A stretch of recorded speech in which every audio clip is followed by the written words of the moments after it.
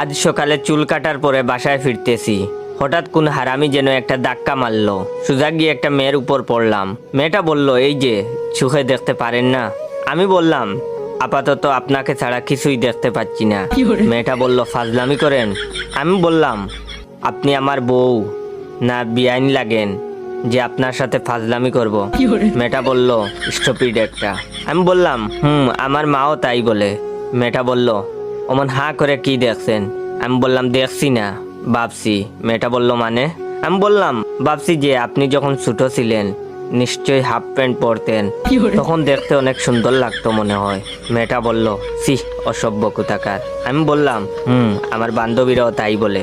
মেয়েটা বলল, উফ, বিরক্তিকর। আমি বললাম, আমার ছোট ভাইও তাই বলে। এবার মেয়েটা বলল, ইস, আপনি যে কি না। আমি বললাম, কি? মেয়েটা বলল, হারামি একটা। আমি বললাম, আমার বন্ধুরাও তাই বলে। মেয়েটা বলল, উফ, ইডিয়েট একটা। আমি বললাম, আমার স্কুলের ম্যাডামও তাই বলে। মেয়েটা বলল, ফালতু। আমি বললাম, জানি তো, অনেকেই বলে। মেয়েটা বলল, আপনাকে এসব কথা যে বলি আপনার গায়ে লাগে না? আমি বললাম, না, শুনতে শুনতে অভ্যাস হয়ে গেছে। মেয়েটা বলল, ইস, আচ্ছা, আপনাকে মানুষ বলেনি এমন কোনো কথা আছে? আমি বললাম, হ্যাঁ, আছে তো। মেয়েটা বলল, কি সেটা? আমি বললাম, আমাকে আজ পর্যন্ত কেউ বলেনি যে তুমি খুব ভালো। এবার মেয়েটা বলল, ও আচ্ছা, তাহলে আমিই বলছি, ভাইয়া আপনি খুব ভালো।